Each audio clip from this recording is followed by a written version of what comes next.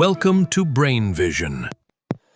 All right, question 8 states that you recorded your position with respect to the front door of your house as you walked to the mailbox. Examine the data presented in Table 1.9 and answer the following questions. We'll do one question at a time. So part A states, what instruments did you use to collect data? So we collect both time and steps. So time, pretty easy. We can say that we collected that using a stopwatch of some sort. Number of steps, that should be fairly easy to count. But if you're thinking of other things, maybe you don't want to count your steps, so you can use something like a pedometer that counts the steps that you take as you walk. So something like those two would work. Obviously, nowadays, a smartphone or your smartwatch can do all of these things at once, but if we're thinking of specific items, then we'll go with these two, stopwatch and pedometer. B, what are the uncertainties in your data? Well, obviously, every device that you use to measure something has some imprecision, but one of the major ones for this is we can tell that every value used here are integers. So we can say that the values here are more than likely rounded. Like for instance, it's hard to say exactly 1 second, exactly 2 seconds were taken. Maybe it's 3.01 seconds or 2.02 seconds, something like that. So my values are rounded, and just in general, we can say device precision, such as, or depending on the stopwatch you use, maybe it only measures seconds, or if you start and stop it, it'll say 2, but really it's 2.5 seconds, or 2.1, but really it's 2.08. So it depends on the the precision of the device you're using as well, and how it affects the data that you record. Part C, represent your motion using a position versus time graph. Okay, so it might be a little tricky here when I'm drawing it on the computer, but the idea will be the same. We can say my x-axis here is time. Well, I say x, but really I mean the independent axis is time, and the dependent axis here is given with x, or steps. So if my time points 1, 2, 3, 4, 5, 6, 7, 8, 9, let's say. So each mark represents 1 second. Our origin here. And we'll go each line in the steps direction represents 2 steps. That's 2, 4, 6, 16, 18, 20. We'll add a couple more, as we'll see why in a second. 22, 24, 26, 28. 2, 4, 6, 8. This one's 10.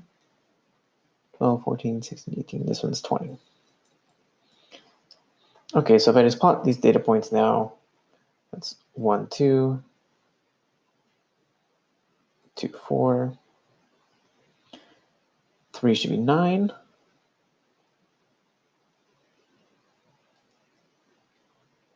4 is 13, 10, 12, 13, about here. 5 is 18. And then 20. So at this point, our steps away from our house are decreasing, which means we're coming back. So that's 20, 18, 16, something like this. And then 11. Oh, that should be a little higher. It should be just above 10. So something like 11 and 9. So something like this. This is our net displacement in time. Or sorry, not our net displacement, just our displacement in time. Tell your story in words based on your travels. Well, we're starting from our house, our front door at the origin 0, 0. We're traveling to the mailbox. We can see, I'll do it right here just to show we're increasing our speed here. So we can say we're kind of accelerating towards the door, towards the mailbox, sorry. So we're going more steps in a less amount of time. We can see that here as well. From 1 to 2, we take 2 steps.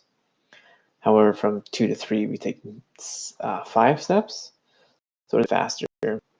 Once we reach the mailbox at 20 steps away, again, we start leaving the mailbox faster, but we do see a trend towards slowing down, where we do end up 9 steps away from the mailbox.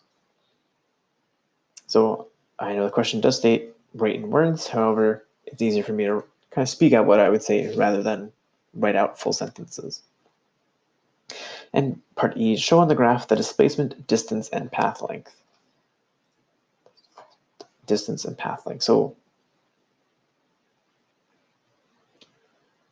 on the figure that I've already written in part C, we look at the displacement, or the black dots. So if in blue, if you write the path length, the total amount of steps taken, we can find the total distance, total number of steps. So if blue here is our display, it asks for path length. So path length is in blue here.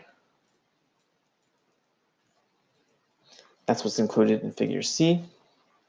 Of course, until we reach the mailbox, the path length will be the displacement, because that's the total number. That's the number of steps taken up to that point.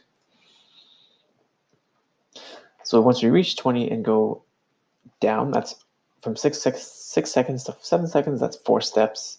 So here we're adding 4 steps, so that's 24 seconds here, 24 steps, sorry. From 16 to 11, we're adding 5 more. That's 29, 22, 26, 30. I'm a little high here, but that's okay. That's 29 at 8 seconds, and then adding 2 more would be 31, which would be about here. The path length we show on the figure here, as well as its total distance as well. So there you go.